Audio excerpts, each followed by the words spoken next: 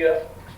Altamente agradecido al profesor Pineda por la invitación a este evento tan importante para el gremio de profesionales de la administración, especialmente de Estado Carabobo. Y de verdad, desde aquí de México, un gran saludo para todos los colegas y para todas aquellas personas interesadas en este campo. Esta ponencia está realizada especialmente para los profesionales ingresados en el mismo.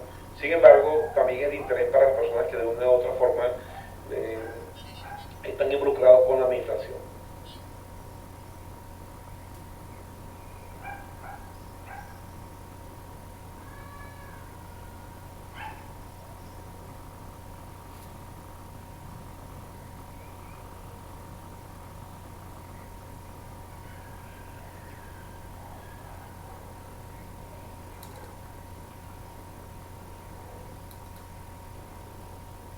Tiene un contenido, en primer lugar, por qué esta ponencia, cuál es la pertinencia y la relevancia social de la misma, cómo han venido asumiendo las instituciones de este campo su rol en cuanto a formadores de estos profesionales, cuáles son las características del perfil requerido por el administrador del siglo XXI, algunas reflexiones, preguntas hacia el interior de la misma administración, cuándo no se asumen los roles y unas respuestas al aire al respecto, cómo puede el licenciado de administración abordar el nuevo contexto, entre otras cosas que vamos a plantear en esta mañana.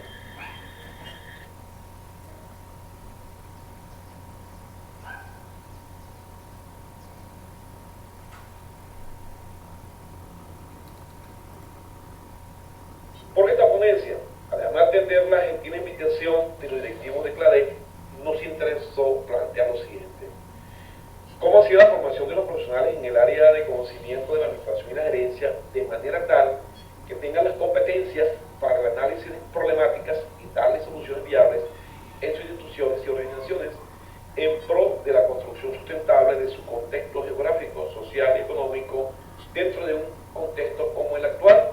Es decir, esta área de conocimiento sigue vigente y pertinente pese a la actual nueva y exigente realidad.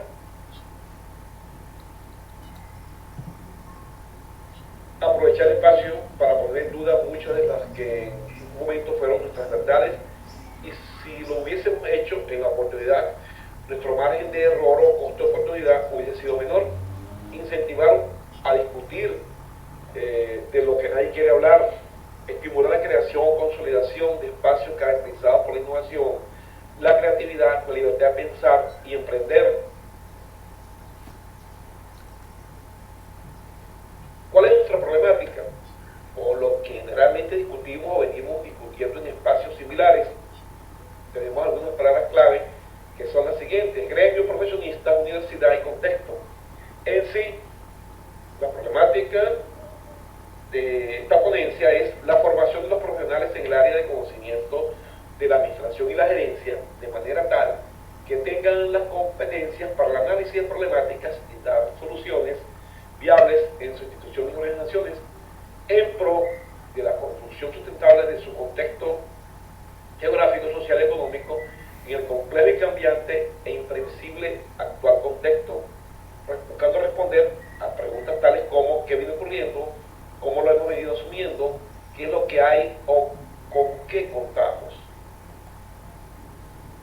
Todo esto, este planteamiento, sin entrar a evaluar la gestión de algún directivo en particular, la postura del colega en un afán de reduccionismo o de competencia innecesaria, el papel protagónico de los gremios en esta coyuntura.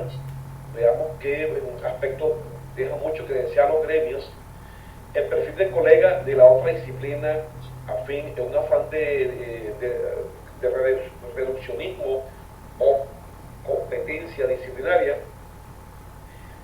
La modalidad de la carrera, que puede diferenciar la formación, los que han sido formados en estudios presenciales, con los que han sido formados en estudios no presenciales, los que han sido formados en escuelas públicas, en escuelas privadas, en el ámbito de esta área de conocimiento, y todo lo que este término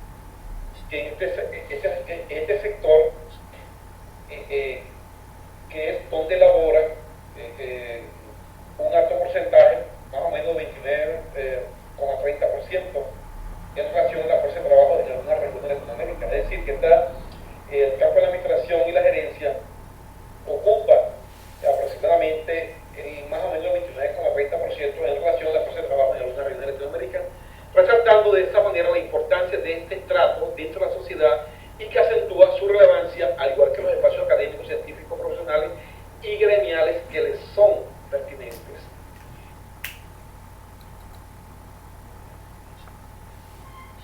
Otro aspecto que vamos a tocar acá en este momento es cómo han venido asumiendo las instituciones de educación superior esta coyuntura, es decir, a la formación de los profesionales de estas áreas. Bueno, vamos a verificar cuestiones interesantes provenientes de algunos rankings, y tomamos uno especialmente, uno de ellos que es uno de los, tomamos precisamente a la que está en el ranking en primer lugar en Latinoamérica. Vemos algunas universidades prestigiosas tales como, y que ocupan los primeros lugares en ese ranking. Tenemos la Pontificia Universidad Católica de Chile, la Universidad de Buenos Aires, la Universidad Nacional Autónoma de México, la Nacional de Colombia, la Universidad de Sao Paulo, Brasil, el Tecnológico de Monterrey en México, y una escuela española que es la Escuela Superior de Administración de Dirección de Empresa, adscrita a la Universidad de Ramón Llull en España. Entonces, todas estas escuelas egresan licenciados en administración o su equivalente. Ellas en su web institucional, estas universidades, establecen lo que nosotros llamamos el perfil requerido, o el perfil de egresado para las mismas, considerando la perspectiva de este siglo XXI. Y en sentido para tener claro a qué nos referimos, vamos a definir el concepto de lo que es el perfil de egreso. Diríamos entonces que son las capacidades, los conocimientos y habilidades que debe haber adquirido el alumnado o estudiantes al finalizar la titulación. Esta información se recoge en el apartado de competencias. El perfil de egreso constituye el elemento referencial y guía para la construcción del plan de estudios. Se expresa en competencias que describen lo que el egresado será capaz de realizar al término del programa educativo y señala los conocimientos, habilidades, actitudes y valores involucrados en los desempeños propios de su profesión. Van a comprender las competencias genéricas y las profesionales. Estas competencias genéricas se refieren al individuo por sí mismo, como persona, la escuela desarrolla como tales, y las profesionales es la que la escuela contribuye a inculcarles para desarrollar, tomando en consideración las anteriores. Aquí está el ranking de universidades latinoamericanas que hemos considerado para los efectos de determinar estas competencias necesarias.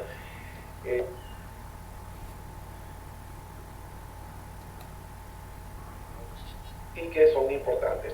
Nosotros vamos a entrar aquí en esta ponencia por razón del tiempo, únicamente vamos a mencionar unas poquitas, 10 específicamente, tomado un muestreo intencional de ellas.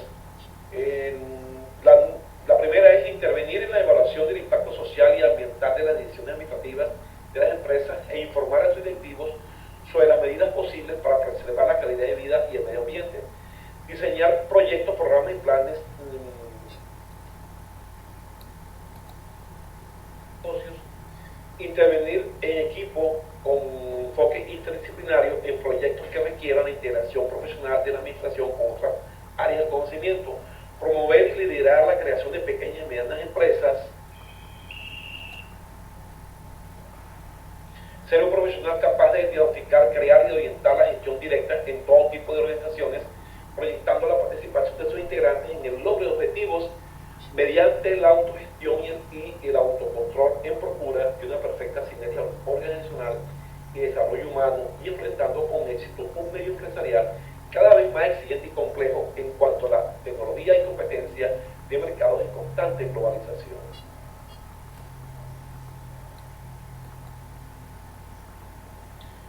Ser un profesional integral con capacidad para desempeñarse en cargos de nivel gerencial en las diferentes áreas de la gestión y liderar procesos de cambio en cualquier tipo de organización, ya sea que sea dirigiendo su propia empresa o participando en el emprendimiento de otras,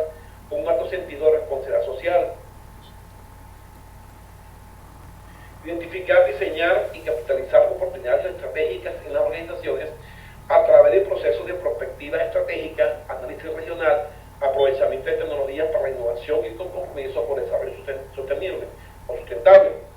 Administrar proyectos en donde desarrollará y ejecutará estrategias que generan ventajas competitivas sostenibles en las organizaciones. Comunicarse efectivamente en forma oral y escrita tanto en español como en otros idiomas. Y finalmente, dentro de esta pequeña muestra de competencias, identificar, analizar y evaluar dilemas éticos relacionados con su persona, su profesión y su entorno. En función de estos aspectos, estas cualidades, habilidades, competencias,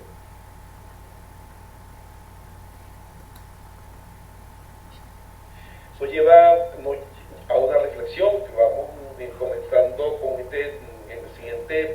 en la siguiente parte, que son una serie de reflexiones en función de cuál es esa capacidad que tiene en este momento el profesional que está. Diríamos, con todas estas características resaltadas, se pudiera afirmar que las instituciones de educación superior, especialmente la administración, han cumplido con su tarea en relación a su aporte al contexto, entorno o la sociedad. Con todo éxito, a medias, con muchas dificultades, puesto hacia su interior la propia disciplina presenta, a modo de problemas existenciales, aún sin respuestas, o a los que no se les ha prestado atención con la importancia que merecen. Y seguimos haciendo una pregunta. ¿Está bien clara la misión de este profesional de esta disciplina? ¿Quiénes han venido participando en la elaboración de sus planes de estudios o diseños curriculares?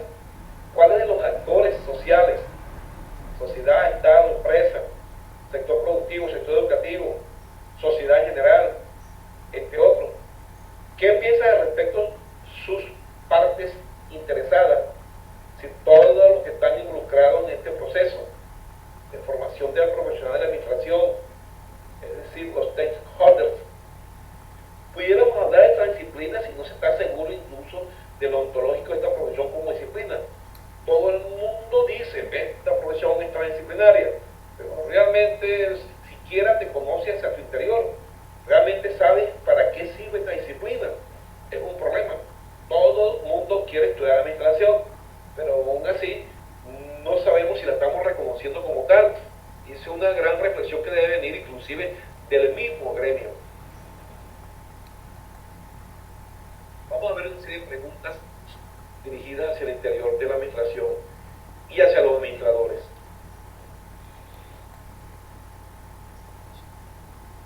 Estas son preguntas bien interesantes porque muchas veces el mismo profesional de la administración no está seguro de esto. Vamos a comenzar. ¿Es una ciencia en sí? ¿Es realmente una ciencia? A pesar de que nos denominamos ciencias administrativas, ciencias gerenciales, ciencias administrativas y gerenciales, ciencia de la administración, forma parte de otra ciencia, de otra disciplina. Somos más bien de ciencias sociales, somos de las ciencias económicas, o formamos parte de la ingeniería como algunas personas plantean actualmente. ¿Es una disciplina y qué tipo? ¿Y cómo ha funcionado? Práctica, científica, tecnológica,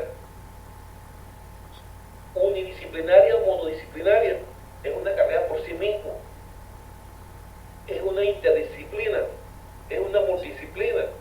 Es una transdisciplina. Estamos seguros que mucha gente desconoce esto. Pero partimos de allí conociendo nuestra propia carrera para saber si hasta qué punto somos capaces de asumir retos.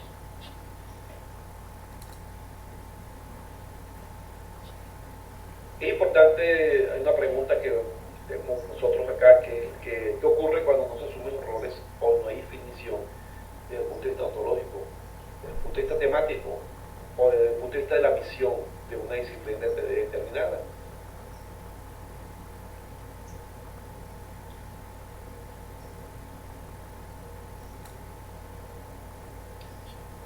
esta es la parte final de esta ponencia, de mi parte, esta parte que a mí me corresponde, como inicio a la excelente exposición que van a iniciar los doctores Neida Ibañez Castillo y Rubén Castillo. Cuando no se asumen los roles y algunas respuestas claves. En el caso de las disciplinas, si las instituciones no asumen cabalmente el rol de formadores de capital humano, comienza un proceso de sustitución natural de disciplinas que van quedando obsoletas en la formación de sus disciplinarios por parte de instituciones, dependencias o espacios que sí comienzan a asumir el rol de esas instituciones que no lo hacen. Y eso es lo que hemos venido observando o observado, lo que viene pasando en la práctica entre la administración y la ingeniería, la administración y la contaduría, la administración, la contaduría y la economía, la ingeniería con términos tales como ingeniería industrial, administración, ingeniero en gestión empresarial, términos referidos al ingeniero industrial administrador, al ingeniero en gestión empresarial, al ingeniero comercial, entre otras denominaciones. En algunas tiene ya tiempo, años se puede decir, como el ingeniero comercial. En estos términos de ingeniero industrial administrador o ingeniero en gestión empresarial más reciente.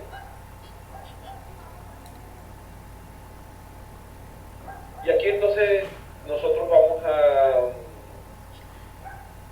establecer la siguiente acotación. La denominación de un espacio académico y su funcionamiento legal, es decir, lo que nosotros hemos llamado ley de derecho profesional, bajo los términos de la formación profesional de una disciplina determinada, en este caso de la administración de gerencia, en la realidad o en la vida real no es excluyente para estas escuelas, dado que centros de formación en otras disciplinas, en sus planes de estudio, les agrega parte de esos planes y la formación de sus profesionistas o profesionales, y efectivamente lo hacen en realidad. Y por eso es que mencionamos en la diapositiva precedente el término de ingeniería industrial administrador, ingeniero en gestión empresarial. ¿Por qué? Porque sencillamente se están egresando profesionales en esta área, es decir, ingenieros de la administración. Este es un proceso de sustitución histórico que estamos nosotros observando de manera curiosa, y cada día a nivel de licenciatura, a nivel o de pregrado, a nivel de posgrado, incluso a nivel doctoral, se van sumando este tipo de denominaciones. En el fondo son terminologías discursivas, pero que evidencian una forma de sustitución de disciplinas por otra disciplina o por disciplinas que entran a cumplir cabalmente lo que las otras no han venido cumpliendo.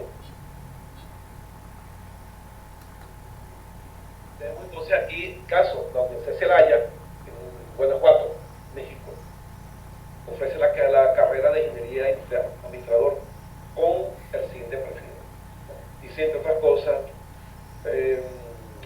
dado que la organización de recursos de administración es una necesidad en cualquier organismo, el ingeniero industrial administrador puede desarrollar su actividad en cualquier institución industrial o comercial, manufacturera o de servicio, privada o pública, pudiendo también realizar actividades de capacitación, docencia, investigación e instituciones educativas a nivel superior de acuerdo a sus intereses y aptitudes. Asimismo puede desempeñar labores de consultoría empresarial.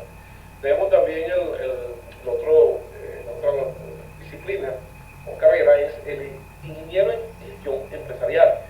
Este es en la Universidad de Monterrey, ciudad de Monterrey, estado de Nuevo León, aquí en México, que ofrece la carrera de ingeniero en gestión empresarial, que tiene entre otros objetivos formar profesionales con la capacidad de gestionar e innovar empresas y organizaciones, diseñando procesos administrativos y productivos, al igual que el desarrollo y ejecución de estrategias para alcanzar metas. Más claro no está este proceso de sustitución disciplinario. Volvemos al punto entonces, si diversos autores sostienen que las disciplinas son una parte de la ciencia, inclusive estableciendo una división de la misma, pero en ellas ¿dónde ubicar la administración? Esto en función de pudiéramos nosotros decir, de este riesgo de sustitución disciplinaria que estamos observando a mi criterio. Tenemos entonces aquí algunas respuestas al vacío, en cuanto si realmente no sabemos qué ámbito disciplinario está la administración. Solo asumiendo que la economía sea una ciencia, que la ingeniería sea una tecnología y que de paso la primera se bate en la discusión que sea una disciplina de la ciencia social, entonces diríamos que la administración es una disciplina científica que se derivó de la economía como ciencia social, que a su vez muestra su propio avance como ciencia por cuenta propia y también se derivó de la ingeniería como tecnología, asumiendo que fueron las principales fuentes de su origen, sin obviar el papel importante en su génesis de otras ciencias o disciplinas científicas tales como la sociología, la psicología, las ciencias políticas, entre otros. Esto es para una definición donde estamos ubicados como profesionales de la administración y la...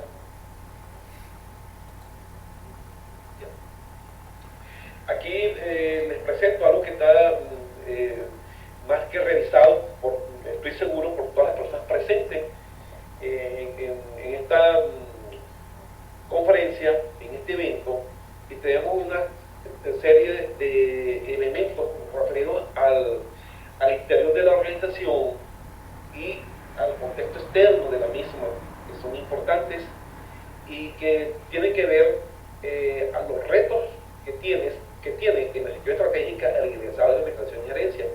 Y tenemos dentro de este contexto hacia el interior, que se traduce en fortalezas, debilidades hacia su interior, amenazas y oportunidades en el contexto externo, el entorno como tal, una serie de elementos que han venido apareciendo, como son fenómenos climáticos, meteorológicos, contaminación,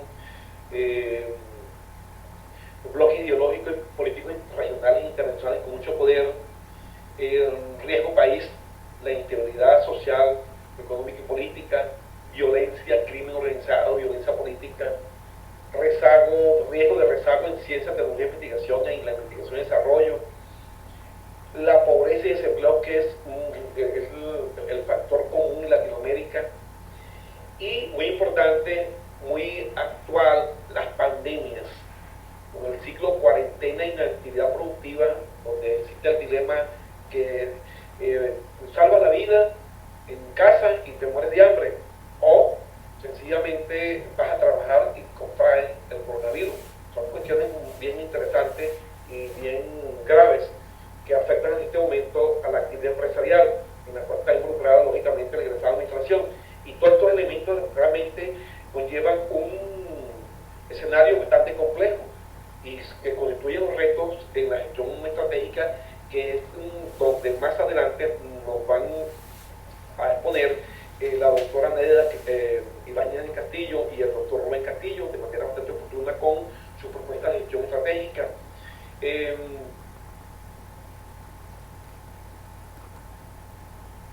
Hay una doctora argentina, la doctora Alicia Llanela, nos dice lo siguiente. Esto en relación a esos procesos de institución disciplinario. Las disciplinas científicas son formas de organización del conocimiento que pueden justificarse por criterios temáticos u ontológicos, así como por criterios históricos y también socioinstitucionales, o por una combinación de los tres.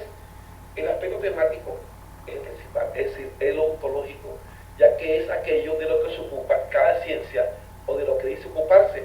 Es lo que contribuye más fuertemente a la identidad, pero en momentos de crisis la solidez y firmeza de los referentes disciplinares pueden colapsar. Es lo que estamos visualizando. Si realmente en estos puntos está complejo,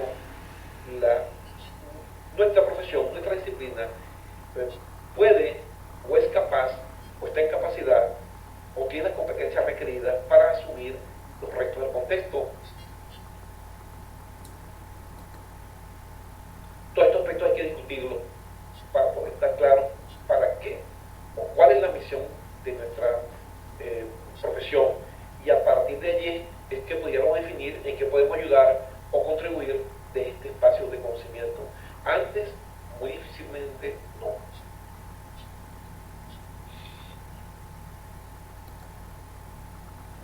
Hacia la administración, es decir, todos estos aspectos hay que discutirlos para poder estar claro para qué sirve la administración, es decir, su aspecto ontológico, su naturaleza, y a partir de allí es que pudiéramos definir en qué podemos ayudar o contribuir de este espacio de conocimiento.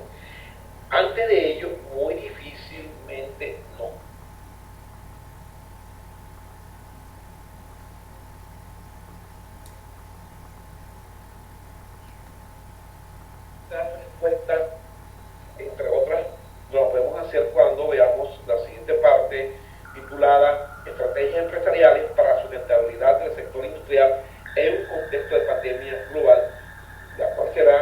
excelentemente expuesta por la doctora Nelly Valle Castillo y el doctor Rubén Castillo. Muchísimas gracias y feliz día a todos desde México para Venezuela y el mundo.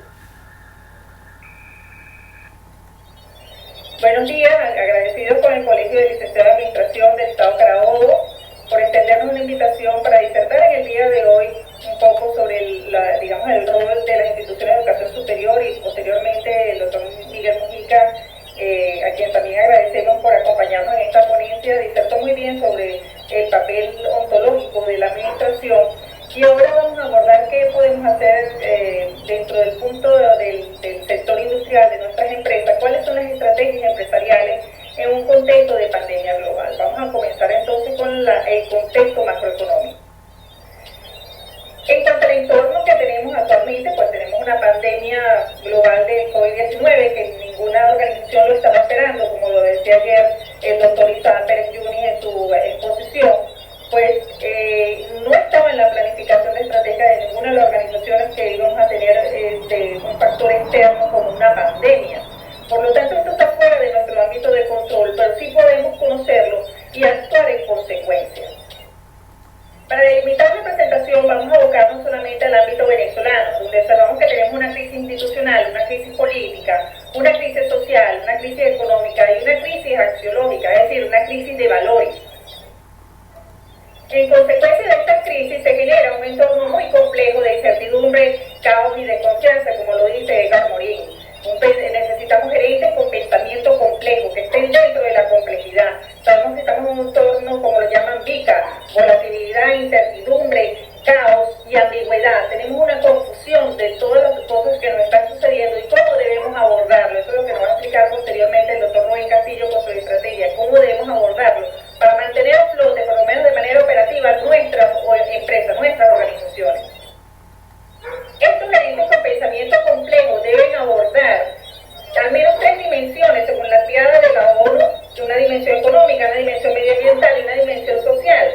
Pero para delimitar el estudio, en el caso de Venezuela, vamos a abocarnos a la dimensión económica, que varios autores, varios estudios, varias tesis doctorales, entre ellas la última del doctor Carlos Méndez, recientemente realizó su exposición de su tesis doctoral aprobada en el programa de Ciencias Gerenciales Administrativas de la Facultad de Ciencias Económicas y Sociales de la Universidad de Carabobo. Nos explicaba que la dimensión económica es la que impulsa las otras dimensiones por su importancia. Entonces vemos que en el contexto macroeconómico venezolano tenemos una depresión económica. ¿Pero qué significa estar en depresión? Según la teoría económica tenemos 2 características básicas para saber que estamos en depresión. Primero, un declive del Producto Interno Bruto mayor al del 10%. ¿Y qué vemos? Que tenemos una caída acumulada del 81% estimado para este año 2020, 81%, o sea, superado con creces del 10%. Y además, como segunda característica, una recesión que dure 3 o más años. Ya nosotros llevamos 7 aproximadamente. Entonces, tenemos esas 2 características. Adicionalmente, tenemos una importante disminución sostenida de la producción y el consumo, y esto se profundiza aún más con el caso de la pandemia, por la pandemia global que tenemos, lo cual a su vez trae consigo un incremento del desempleo. Evidentemente, estamos en un círculo desvirtuoso de la economía, porque si no hay producción, no hay inversión, por supuesto que no van a generar empleo. Y si no se genera empleo, la gente no va a tener el ingreso para poder comprar, para poder consumir, para poder demandar. Y esto entonces a su vez genera nuevamente un desestímulo a los inversionistas, a los que producen y no van a producir. Adicionalmente, tenemos una restricción del crédito, donde están obligados los bancos a entregar un encaje legal.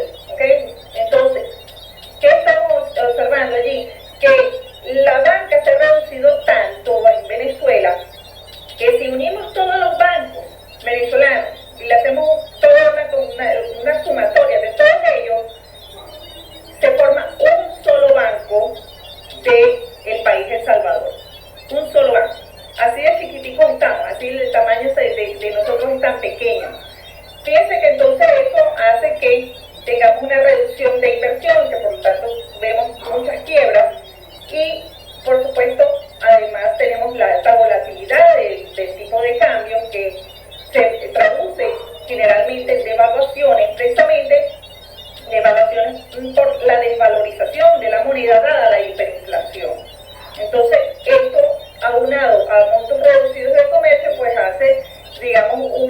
mega depresión.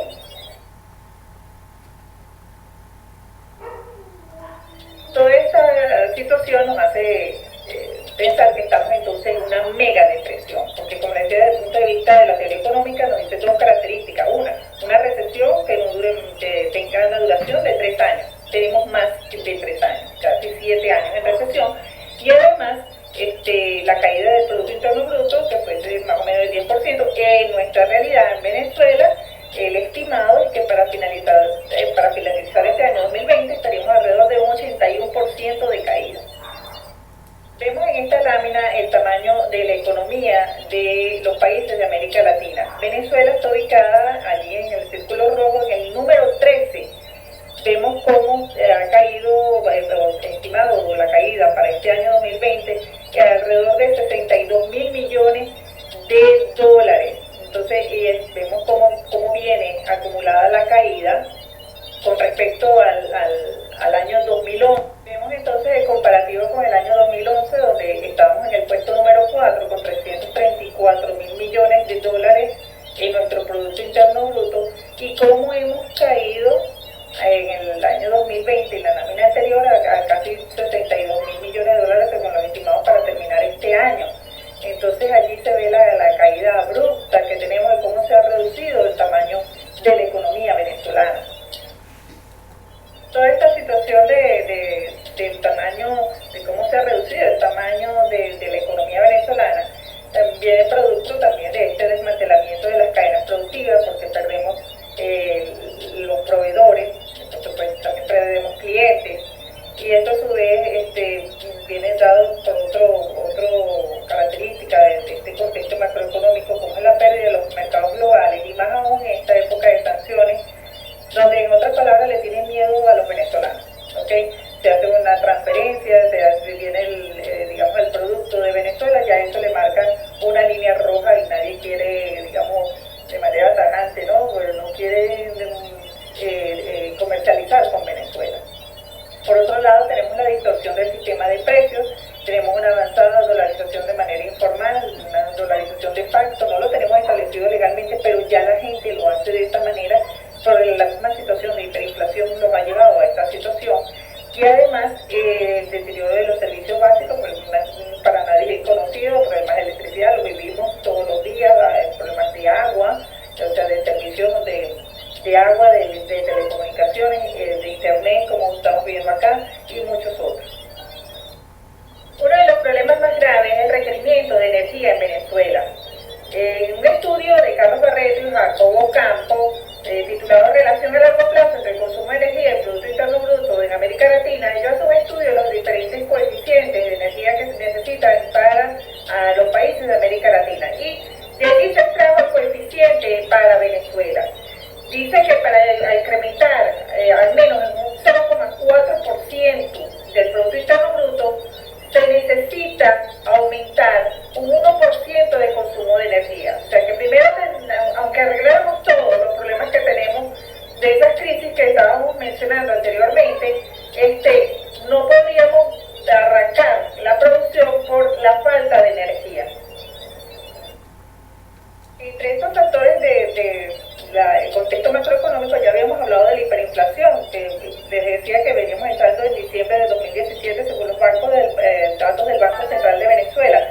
¿Pero qué es hiperinflación? Este es un término que se estableció en 1956 con el estudio de Philip Kagan, quien él dice que, bueno, para un país estar en hiperinflación quiere decir que la inflación alcanza el 50% en un mes y culmina cuando en un periodo de 12 meses no ha habido otro mes de 50%. Es decir, que el mes pasado la inflación de nosotros acá en Venezuela fue de 55%, que es decir, que tenemos que esperar el siguiente mes para iniciar el proceso, de decir, los siguientes 12 meses no hay un incremento en alguno de esos meses del 50% para salir de la hiperinflación. Ahora estamos en hiperinflación. Entonces, la hiperinflación lo que hace es rezagar nuestros ingresos, reales, es decir, se ve cada vez menos, podemos comprar menos, y por supuesto estamos diciendo que si el mes anterior fue de 55% la inflación, estamos comprando 55% menos de lo que comprábamos el mes anterior.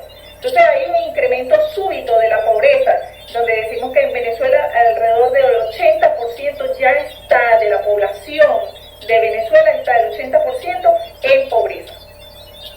Entonces, esta hiperinflación pues está mermando nuestro poder adquisitivo, cada vez estamos comprando menos, unido al incremento en los costos empresariales, pues eso hace que se comprometa la sostenibilidad económica y financiera de las empresas, dado este círculo desvirtuoso de la economía.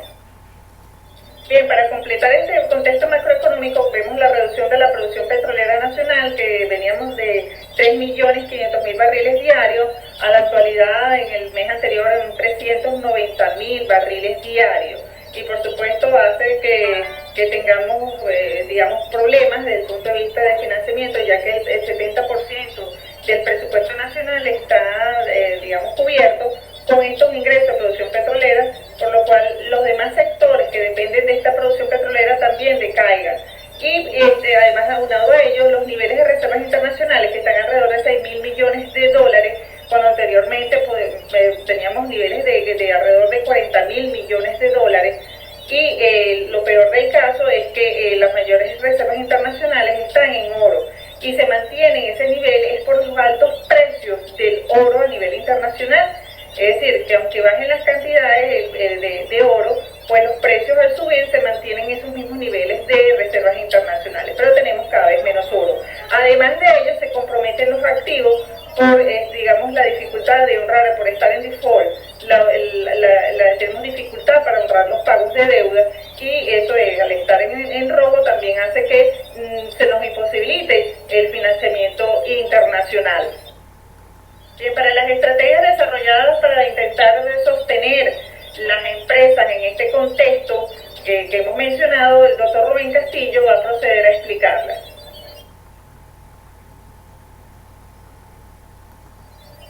Bueno, buenos días, aprovechando la oportunidad para agradecerles al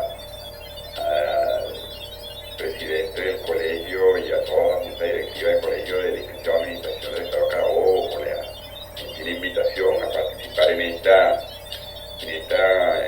ponencia, en este conversatorio que estamos con ustedes, agradecerles toda la presencia y bueno, vamos a comenzar realmente a hablar un poco de las estrategias desarrolladas por las organizaciones o que están en pleno desarrollo o por desarrollarse por las organizaciones para poder manejar esta situación contextual que nos pintó la doctora Neida Ibáñez y que, como bien dijo también el doctor Miguel Mujica, son unos desafíos que tiene hoy en día las ciencias administrativas y gerenciales para abordar esta realidad o nueva realidad, como la hemos llamado.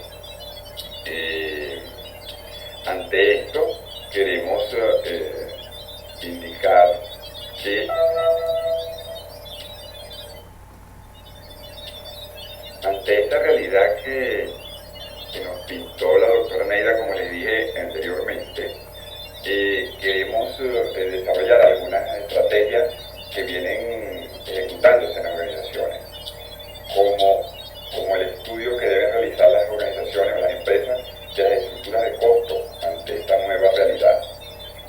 ¿Y por qué? Porque realmente hay elementos que dentro de la estructura se pueden variar hacia arriba o hacia abajo y que deben considerarse para tomar las decisiones más adecuadas. Entre eso está que el poco impacto real de los sueldos y salarios sobre los costos, que como todos sabemos, los sueldos en Venezuela en el contexto nacional son relativamente muy bajos comparados con otros países.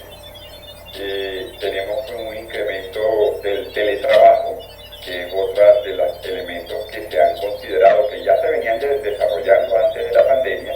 Sin embargo, la pandemia lo que ha hecho es que se incremente el teletrabajo. Esto implica un cambio de paradigma. Incluso en los países un poco más avanzados que nosotros, ya el teletrabajo es prácticamente un proceso normal dentro de la ejecución del trabajo. Por otro lado, tenemos la revisión constante de la estrategia de precios por diferencia entre la inflación y la devaluación. Si bien es cierto, en las últimas semanas hemos visto un incremento del tipo de cambio, hay que siempre estar vigilante ante esto, ya que la inflación, pues la carrera de la inflación siempre ha sido, estadísticamente lo podemos ver, que ha sido superior a la devaluación, lo que hace que debemos tener siempre pendiente el manejarnos con mucho cuidado a la hora de definir la estrategia de precios.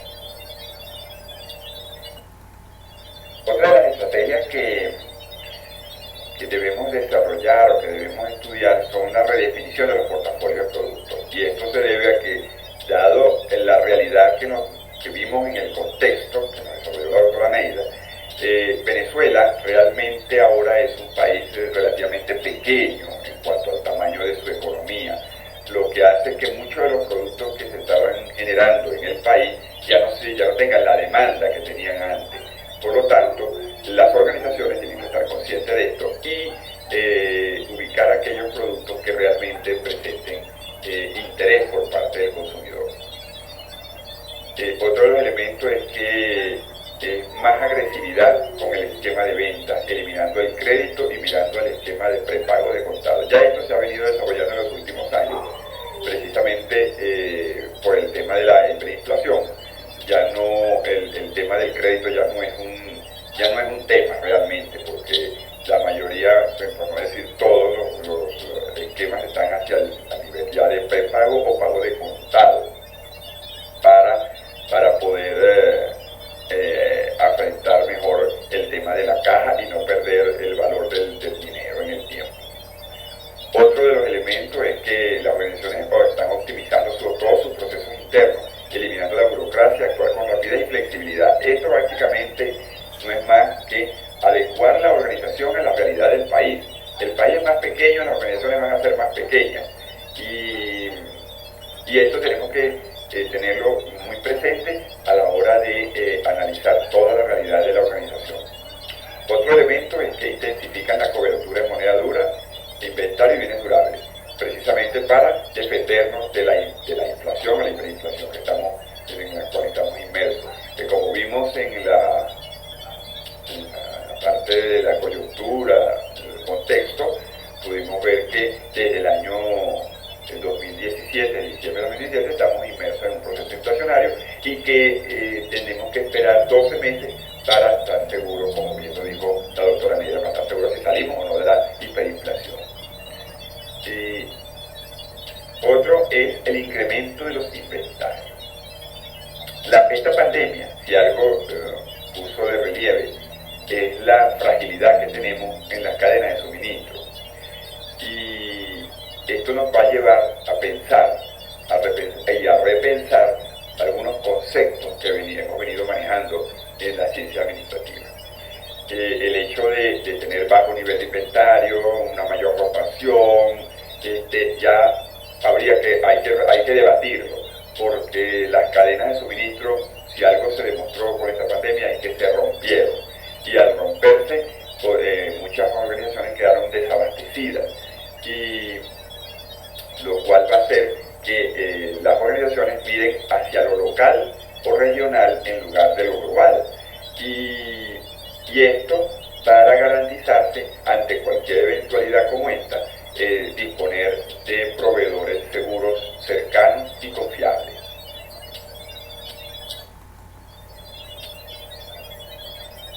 Otro de los elementos de las estrategias que desarrollan las organizaciones están las reestructuran o rediseñan los canales de venta o distribución, priorizando la plataforma online. Si bien ya se había tomado en cuenta como la plataforma online como una opción adicional a los temas de comercialización o de venta, esta pandemia lo ha exacerbado. Cada vez es mayor el uso de estas plataformas. Y básicamente un uso exponencial en los últimos meses. Esto es una forma, y esto va prácticamente a perdurar luego de la pandemia. Entonces tenemos que estar pendientes y darle importancia a los procesos online en estos canales de distribución. Otro de los elementos es que en hiperinflación es más importante el ajuste de precios que la cuota de mercado. Aquella historia de no ajustar precios para mantener el mercado o para que la competencia no tome un nicho mayor, esto hoy en día ya no tiene ningún sentido por el tema de la hiperinflación. Por eso, si no se ajustan los precios de acuerdo a la hiperinflación, lo más seguro es que la organización pueda caer en bancarrota. Otro de los elementos es la reducción de las operaciones justo a tiempo. Ese concepto que enseñaron como una práctica gerencial basado en los términos de la calidad incluso, también está hoy en día en discusión por el tema de la pandemia y dado el hecho de que ya se requiere más bien que los inventarios estén en un nivel adecuado para poder hacer frente ante eventualidades como esta. El justo a tiempo ya en algunas organizaciones pasa a ser no prioritario. Entonces esto es importante tenerlo presente. Precisamente eso hace que nos lleve a una reingeniería de las cadenas de suministro, como dije anteriormente, más hacia lo local o regional, para tener garantía de suministro. Esto realmente va a traer un aumento quizás en los precios seguramente al consumidor, pero le da garantía de suministro. Otra de los elementos es la reducción de la utilización de las oficinas. Si bien es cierto, en Venezuela todavía existe mucho apego al trabajo en oficina, la tendencia es al trabajo en el hogar, al trabajo en la casa, lo que es el teletrabajo. Y en los países desarrollados ya esta tendencia es muy marcada, donde hay unos fuertes ahorros en cuanto al tema de los metros cuadrados de uso de oficina, el tema del mantenimiento de oficina, el tema de energía de la oficina. Eso son reducciones de gastos y de costos que son importantes considerarlo hoy en día. Muy bien, siguiendo las estrategias desarrolladas, vemos que otra de las estrategias es la optimización y orientación hacia la mejora que garantice un flujo de caja positivo. Esto es muy importante hoy en día en procesos hiperinflacionarios, donde, si bien es cierto, el flujo de caja positivo siempre ha sido considerado, hoy más que nunca es mayor su importancia, porque debemos tener un flujo de caja positivo para poder hacer frente a las obligaciones de la organización.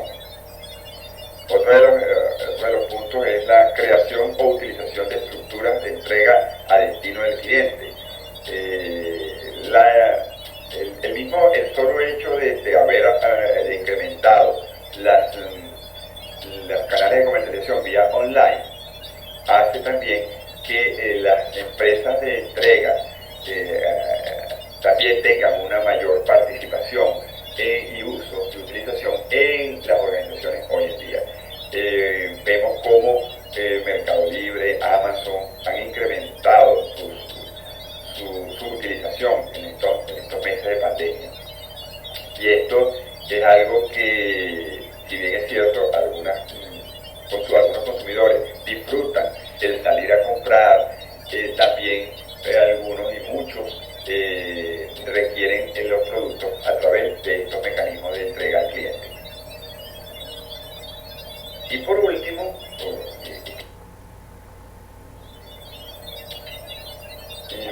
todos estos temas que hemos venido conversando en la mañana de hoy, los podemos profundizar, los que estén interesados, en el libro que hemos escrito la doctora Ibáñez, el doctor Miguel Mujica y mi persona, que hemos denominado Epistemología de la Gerencia y sus métodos, en su tercera edición. Este documento les permite ver todos estos elementos y la discusión que está en pleno desarrollo sobre ese desafío de la gerencia y de la administración ante esta nueva realidad. Muchísimas gracias por su asistencia, por su participación, y queremos precisamente ahora escucharlos en sus comentarios y preguntas.